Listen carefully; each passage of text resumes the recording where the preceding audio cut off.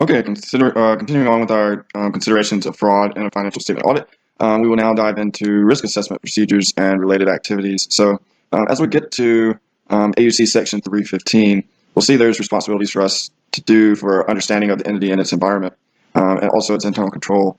And so, to piggyback on those requirements, this AUC Section 240.17 through 24 describes things we can do while we're complying with this AUC Section 315 in order to get a good assessment on fraud, or rather the risk of material misstatement due to fraud as we're performing the audit. So for this particular video, we'll just be looking at AUC Section 240.17 through 19, I believe. Yes, 19. And that will be discussing our discussions with management and others within the entity regarding their practices as they may relate to fraud. And then subsequent videos will discuss the next sections and related to our risk assessment procedures and related activities. So here we are, discussions with management and others within the entity. So as we're discussing or considering our risk of material misstatement due to fraud, we should make inquiries of management regarding their assessment of risk that the financial statements may be materially misstated due to fraud, including the nature, extent, and frequency of such assessments. We should also discuss with them their process for identifying, responding to, and monitoring the risk of fraud in the entity. And that includes specific risks of fraud that management has identified or that have been brought to its attention, or transactions, account balances, or disclosures for which risk of fraud is likely to exist. Also, we should acquire of management their communication, if any, that they have with those charged with governance regarding processes for identifying and responding to the risk of fraud in the entity. And also, we should inquire of management their communications, if any, to employees regarding its views on business practices and ethical behavior.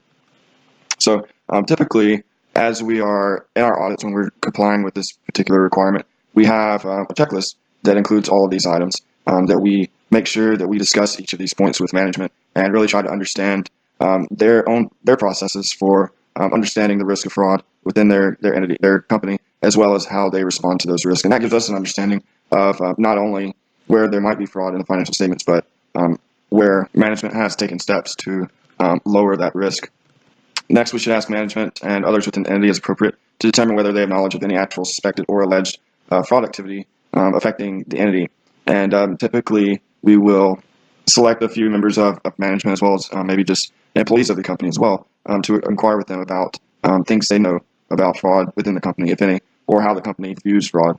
And finally, if the entity has an internal audit function, then we'll inquire with the individuals within internal audit to understand their views about the risk of fraud, and also to determine whether they have knowledge of any actual suspected or alleged fraud within the entity. And also we want to understand what procedures they have performed, if any, in order to identify or detect fraud, and whether management has satisfactorily responded to those findings. And so as we've discussed in other AUC sections, we're only required to comply with this requirement if the entity has an internal audit function, which may not be the case if in maybe smaller entities. So now based on these items here, we understand that we need to discuss fraud with a lot of people within the company, not only members of management about how they view fraud or the risk that they see that there may be misstatements related to fraud, but also the controls they put in place or the tone at the top that they placed in order to deter fraud. But we also need to discuss these items with other people within the company who may not be members of management.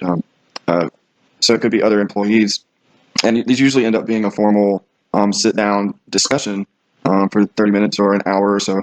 So it's not usually not just an ad hoc discussion as you're walking to lunch. These are formal deals. Of course, you can probably do it however way you think is best in order to accomplish the goals of these discussions. But we have some explanatory material here, A14 through 15, A16, A17 through 20.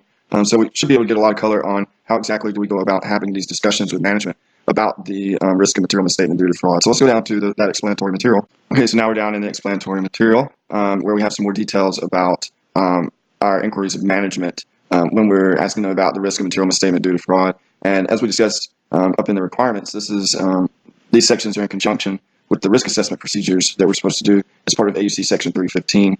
And so let's jump into this here. So as we saw before, we're required to ask management about their controls they have in place to prevent and detect fraud, as well as how they assess the risk of fraud.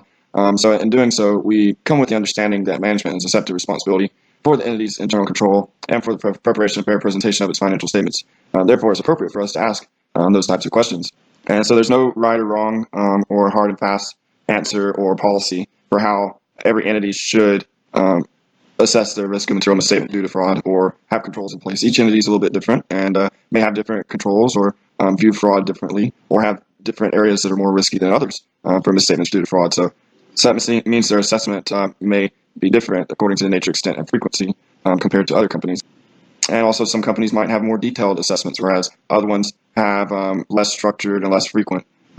Therefore, our understanding of the nature, extent, and frequency of their assessment is very much relevant to our understanding of the entity's internal control and their control environment.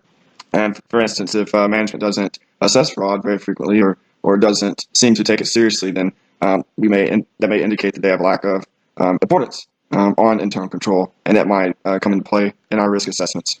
And as they've indicated here, for small or less complex entities, the focus of management's assessment might be on the risk of employee fraud and misappropriation of assets, because that's maybe where the primary risk arises, because the owner probably has more involvement with the company.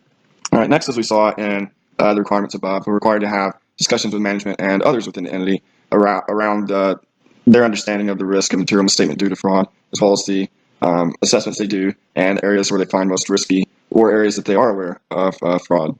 And as we discussed above, this explanatory material tells us that an in-person discussion is usually the most effective, and that also we can sometimes provide them specific questions up front, and as well as their answers in advance. That way we can have a good brainstorming session or be able to bounce more questions or dig deeper as we need to. And so next we're discussing here the importance of having this discussion with others within the entity as well. We know that part of our risk of material misstatement due to fraud would be caused by management, and if we only discuss these risks with management, we may not learn frauds that they have perpetrated. And that's why we've had discussions with others in the entity who may be able to tell us about management fraud, if any. Also, having these discussions with others within the entity might help to corroborate the responses that we receive from management. So maybe management said one thing, but others in the entity might say another, and that would clue us into areas that we might need to dig deeper. For instance, others within the entity might be able to tell us whether or not management communicates standards of ethical behavior throughout the organization. This section provides us a list of potential people that we could speak to about the company's policies around fraud and fraud prevention, and others within the entity we might speak to could be operating personnel that aren't directly involved with the financial reporting process. And we should also maybe select employees of differing levels of authority, employees that are involved in initiating, processing, or recording complex or unusual transactions, and those who supervise or monitor such employees, in-house legal counsel, the chief ethics officer or equivalent person, or persons charged with dealing with the allegations of fraud. And so this is a wide range of people, and really could be anyone within the company. Operating personnel could be the people who are out in shipping, or could be people in the accounting group, in the legal group, and other areas within the company. So we might decide, even in our engagement team discussion from the video we discussed previously, we might use that discussion to decide who we might inquire of relating to fraud policies. For instance, what areas of financial statements might be the most susceptible to the risk of material misstatement due to fraud, and maybe we should select those employees or people related to those processes. And finally, at this A20, it emphasizes that management is usually in the best position to perpetrate fraud. So whenever we get responses from them, it's usually a best practice to corroborate those responses in some way, either by getting information from other within the entity to corroborate what management said, or to maybe obtain documents if we need to. But they specify that we should always have these inquiries with professional skepticism, as defined in a previous video that we discussed. But having these discussions is a very big part of our assessment of the risk of material misstatement due to fraud at the company, and it's only one big step related to this process. As we can see, the AUC Section 240 is a very big section and has a lot of requirements. So as we continue in on this section, we'll discuss other responsibilities as it relates to the risk of material misstatement due to fraud in our audit.